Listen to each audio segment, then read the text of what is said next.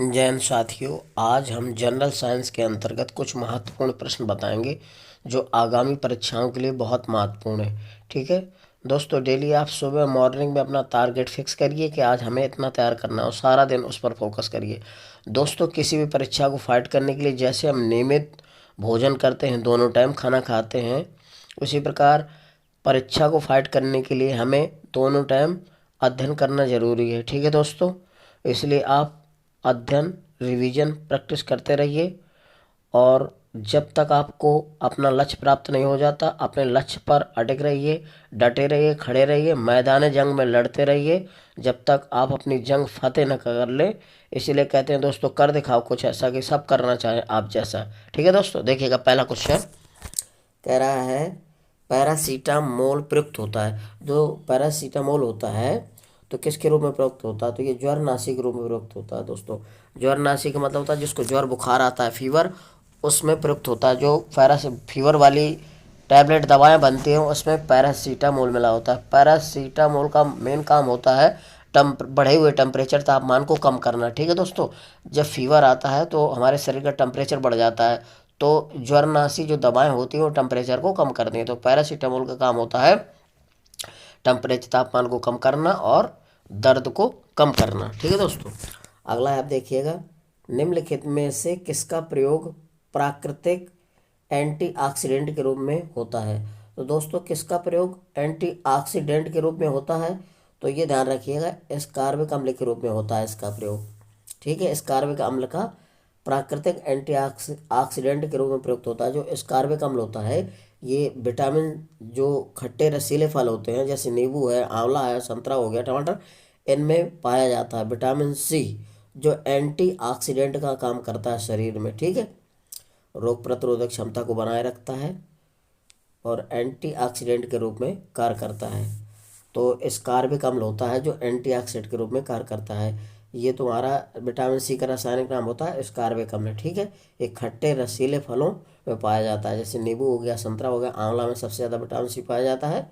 ठीक है, vitamin C का रासायनिक नाम होता है स्कार्बिक अम्ल। अगला है, पदार्थ जो शरीर का ताप कम करता है क्या कहलाता है? तो दोस्तों, शरीर का जो ताप कम करता है वो ज्वरनाशी कहलाता है। ध्यान रखना, क्या कहलाता है? ज्वरनाशी। पदार्थ जो शरीर का ताप कम करता है क्या कहलाता है? ज्वरनाशी। ठीक है, अगला, टू एसिटाक्सी बेंजोइक अम्ल का कार्य क्या होता है? दोस्तों, ये जो होता है काम किसका काम करता है, ये ध्यान रखिएगा। तो ये आपका पीड़ाहारी और ज्वरनाशी, पीड़ाहारी और ज्वरनाशी का काम करता है, यानी कि पहला विकल्प सही हो जाएगा। ठीक है साथियों, अगला है, आयोडीन का टिक्चर क्या है? टिंचर या टिक्चर कहा जाता है दोस्तों। आयोडीन का टिंचर क्या है? टिंचर। तो दोस्तों, ये आयोडीन का एल्कोहल विलयन होता है। ध्यान रखना, आयोडीन का टिंचर, ये टिक्चर क्या होता है? आयोडीन का एल्कोहल विलयन होता है। तो दोस्तों, जो आयोडीन का टिंचर बनता है तो आयोडीन और एल्कोहल के मिश्रण से बनता है, तो इसलिए इसको बोला जाता है आयोडीन का एल्कोहली विलयन। ध्यान रखना, आयोडीन का एल्कोहली विलयन, विकल्प सी सही हो जाएगा। ठीक है, अगला है, डेटॉल है एक क्या है? तो डेटॉल दोस्तों एक पूर्तिरोधी है। ध्यान रखना, ये जख्म, घाव और बैक्टीरिया को ख़त्म करने के काम आता है। तो डेटॉल क्या होता है? एक पूर्तिरोधी होता है। ठीक है, डेटॉल क्या है? पूर्तिरोधी है। निम्न में से कौन सा प्रतिजैविक नहीं है? तो दोस्तों ध्यान रखना, ऑक्सीटॉक्सिन ये प्रतिजैविक नहीं है। पेनिसिलिन होता है, पेनिसिलिन होता है प्रतिजैविकी, और ऑक्सोफ्लॉक्सिन होता है, एरिथ्रोमाइसिन होता है, लेकिन ऑक्सटॉक्सिन नहीं होता। ये प्रतिजैविक नहीं है, भी सी विकल्प से हो जाएगा। ठीक है, अगला है, बारब्यूटिक अम्ल का प्रयोग किस रूप में किया जाता है? तो दोस्तों ध्यान रखना, ये प्रशांतक के रूप में प्रयोग किया जाता है।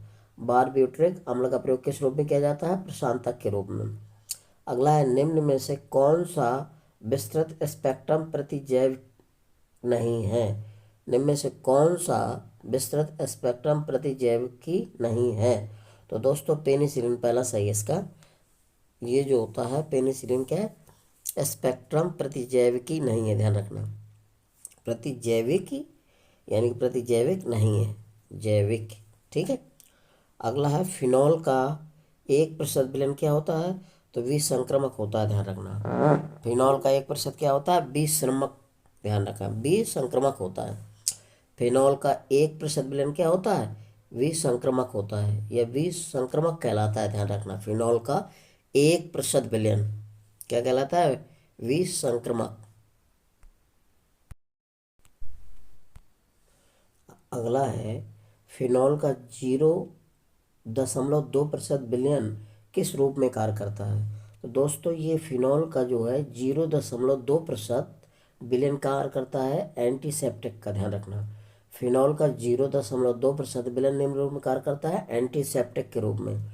अगला है डाइजीन क्या होती है, तो डाइजीन जो होती है दोस्तों, ये क्या होता है, प्रतिअम्ल होता है डाइजीन, ध्यान रखना। क्या होता है, प्रतिजीन। डाइजीन क्या होता है, प्रतिअम्ल होता है। डाइजीन क्या होता है, प्रति अम्ल का कार्य करता है। ठीक है।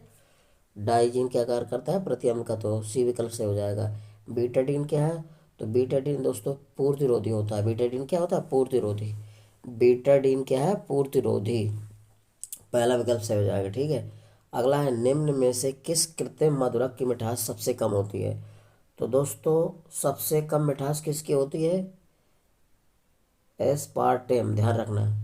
एस्पार्टेम की होती है, बी विकल्प से हो जाएगा।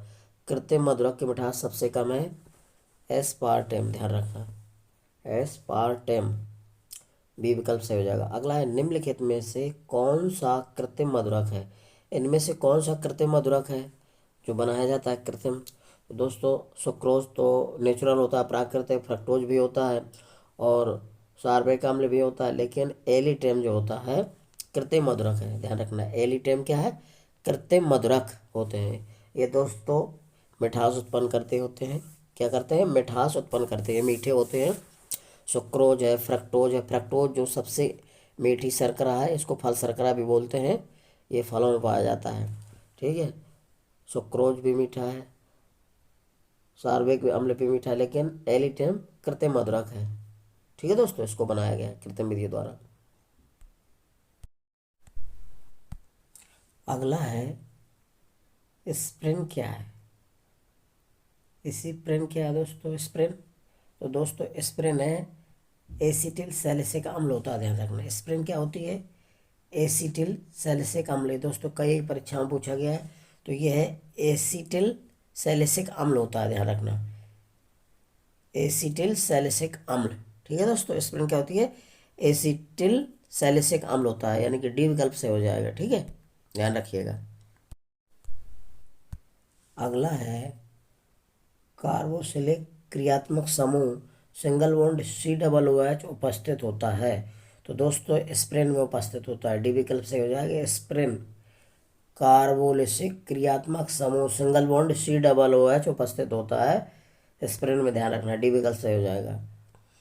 कृत्रिम मधुरक जो केवल ठंडी परिस्थितियों में ही स्थायी है, वह कौन सा कृत्रिम मधुरक है जो केवल ठंडी परिस्थितियों में ही स्थायी होता है, ध्यान रखिएगा, तो वो होता है एस्पार्टेम, ध्यान रखना, बी विकल्प से हो जाएगा। वह कौन सा कृत्रिम मधुरक है जो केवल ठंडी परिस्थितियों में ही स्थायी होता है, तो एस्पार्टेम, ध्यान रखना, एस्पार्टेम, बी विकल्प से हो जाएगा, एस्पार्टेम। ठीक, ध्यान रखिएगा। अगला है निम्न में से कौन सा फाइबर पॉलीइमाइड से बना होता है, कौन सा फाइबर पॉलीइमाइड से बना होता है, तो नायलॉन दोस्तों पॉलीइमाइड होता है, ध्यान रखना, नायलॉन पॉलीइमाइड से बना होता है, ध्यान रखना।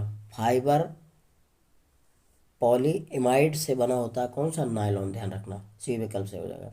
अगला है निम्न में से कौन सा श्रृंखला वृद्धि बहुलक है, तो दोस्तों ये होता है पॉलीस्टाइरिन, ध्यान रखना। श्रृंखला वृद्धि बहुलक कौन सा है, पॉलीस्टाइरिन, ध्यान रखना। कौन सा श्रृंखला वृद्धि बहुलक कौन होता है, पॉलीस्टाइरिन। अगला है निम्न में से कौन सा जैव निम्नी प्रदूषक है, तो सेलुलोज, ध्यान रखना, ये क्या होना है, सेलुलोज। कौन सा जैव निम्नी बहुलक है, तो सेलुलोज। ठीक है। अगला है निम्न में से कौन सा पूर्ण फ्लोरीनीकृत बहुलक है, निम्न में से कौन सा पूर्ण फ्लोरीनीकृत बहुलक है? तो टेफ्लॉन है, ध्यान रखना। कौन है? टेफ्लॉन। निम्न में से कौन सा पूर्ण फ्लोरीनीकृत बहुलक है? फ्लोरीनीकृत बहुलक है तो टेफ्लॉन है, ध्यान रखना। ठीक है, कौन सा फ्लोरीनीकृत बहुलक है? तो टेफ्लॉन होता है। ठीक है, अगला है प्राकृतिक रबर बहुलक है, किसका होता है प्राकृतिक रबर बहुलक? तो दोस्तों ये आइसोप्रेन का होता है, ध्यान रखना। प्राकृतिक रबर रबर बहुलक होता है किसका? आइसोप्रेन का। प्राकृतिक रबर बहुलक होता है आइसोप्रेन का, कई बार पूछा गया दोस्तों ये। तो प्राकृतिक रबर जो होता है वो आइसोप्रेन का बहुलक होता है, ध्यान रखना। अगला है निम्न में से किसका उपयोग नॉन स्टिक बर्तन बनाने में किया जाता है? किसका उपयोग नॉन स्टिक बर्तन बनाने में किया जाता है? तो दोस्तों ध्यान रखना, पॉलीटेट्राफ्लोरोएथिलीन का उपयोग किया जाता है, ध्यान रखना। डी विकल्प सही है, पॉलीटेट्राफ्लोरोएथिलीन। पॉलीटेट्राफ्लोरोएथिलीन का उपयोग किया जाता है, ध्यान रखना। आर्लॉन बहुलक क्या है? तो दोस्तों ये एक्रिलोनाइट्राइल का होता है, ध्यान रखना। आर्लॉन बहुलक क्या क्या होता है? आर्लॉन बहुलक होता है एक्रिलोनाइट्राइल। एक्रिलोनाइट्राइल का होता है, डी विकल्प से हो जाएगा, ध्यान रखना। अगला है बेकिलाइट फिनॉल की क्रिया किससे कराने पर बनता है? तो फार्मेल्डिहाइड से, ध्यान रखना। तो बेकिलाइट कैसे बनता है? तो जब फिनॉल फार्मेल्डिहाइड से क्रिया करता है तो बेकिलाइट बनता है, ध्यान रखना।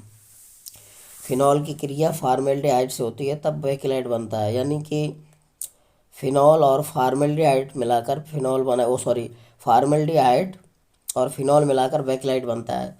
तो इसका सी विकल्प सही हो जाएगा। बेकिलाइट किससे प्राप्त होता है? तो फिनॉल जब क्रिया करता है किससे? फार्मेल्डिहाइड से। इसका सूत्र होता है HCHO, ये हो गया फार्मेल्डिहाइड, HCHO। तो सी विकल्प सही हो जाएगा। ठीक है, ठीक है दोस्तों, यदि मेरा वीडियो आपको अच्छा लग रहा है तो मेरे वीडियो को लाइक और सब्सक्राइब करिए। जय हिंद साथियों।